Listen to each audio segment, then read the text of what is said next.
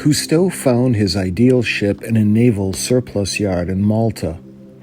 Formerly a World War II minesweeper, built for the British Navy in the United States in 1942, Calypso, whose name means water nymph, had since been employed as a ferry boat between the islands of Gozo and Malta. But she had all the qualities for which Cousteau had been searching. Although not very large, she measured about 140 feet in length and 24 feet across the beam. Calypso proved to be a solid vessel with twin engines, a double hull of wood, in excellent condition, and remarkable maneuverability.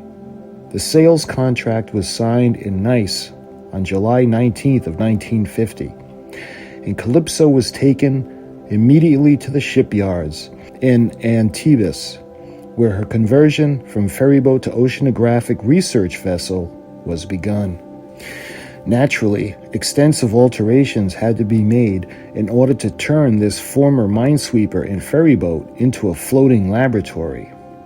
The interior accommodations were remodeled, navigational aids were added, and special features for diving equipment were installed.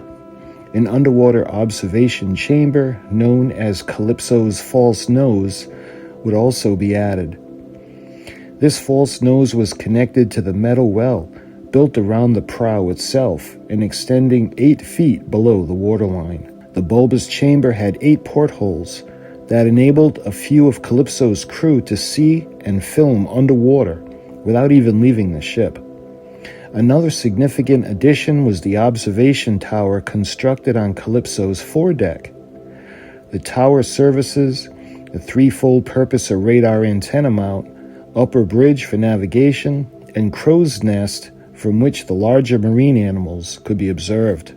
Calypso thus became a floating base for marine research and exploration such as the world had never seen before. Her forte in those days, as well as during her entire career to date, was in making the new opportunities provided by her special equipment available to the most diverse scientific disciplines. Besides oceanographic research as such, Calypso was equipped to observe biological population patterns and behavior of marine and coastal animals, to study the morphology of coral reefs, to investigate the effects of various instruments employed by divers, and to provide scientific community with direct observations of undersea geological structures. In addition to her special diving-oriented technology, Calypso carried standard instruments such as corers, grabs, sampling bottles, current meters, and seismic reflection profilers, which facilitated diverse assignments in such fields as topography, acoustics, geophysics, physics, chemistry, and geology.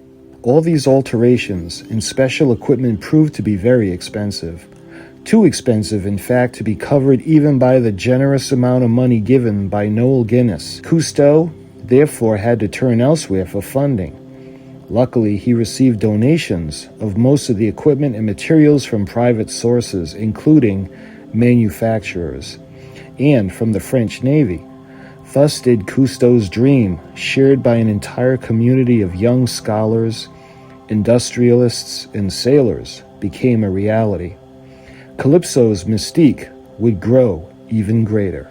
Once Cousteau had solved the problem of obtaining and outfitting a suitable ship, he came to the unsettling realization that there was more to operating a floating laboratory than he had anticipated. Running the ship itself and recruiting and maintaining a crew were all extremely expensive and required, therefore, an administrative structure. Moreover, Cousteau himself wished to remain free of these responsibilities in order to have time to pursue his other projects and writings. And above all, he wanted to establish beyond question the integrity of his venture. Therefore, following the advice of his friend Claude Francis Beauf, Cousteau established a COF, Campagnes Oceanographiques Françaises, or French Oceanographic Expeditions, a non-profit organization responsible for commissioning, managing, and administrating funds for Calypso's expeditions. Monies available to the COF were to derive solely from fees from Calypso's privately sponsored research, from grants, and from royalties from films, books, articles, and television specials. By June of 1951, Calypso was more or less ready to put to sea. Jacques Cousteau, his wife Simone, and Frederic Dumas, Cousteau's friend and fellow diver since their Navy days, were impatient to learn how the ship would behave at sea. They decided to run preliminary tests off the coast of Corsica. The crew, the most extraordinary that Calypso had ever known, was improvised by inviting a few friends. It included Roger Gary, a manufacturer, Gary's brother-in-law, the Marquis Armand de Turenne, Edmond Maurice, an architect, Pierre Malville, a restaurateur from Antibes, Jacques Ertrand, a young cameraman, a lone sailor nicknamed Malaga from Gary's yacht, and an engineer named Octave Leandri. The only especially trained person aboard the ship beside Cousteau himself, of course, was Leandri. Called Titi, the first man hired, he would stay with Calypso for more than 15 years. In addition, Cousteau's two sons, Jean-Michel, age 12, and Philippe, age 10, were taken on as cabin boys. Thus, almost exactly 1 year after acquiring Calypso, Cousteau set sail in her for the first time and under the French flag. Although not legally so, for the papers necessary to register her as a French vessel were not yet ready. Calypso herself was far from being completely equipped. There were not even any lifeboats yet, for example. So Malville had to lend Cousteau his dinghy for the maiden voyage. Calypso served her apprenticeship for 2 weeks in preparation for her new destiny, then returned to port, where her future was laid out for her.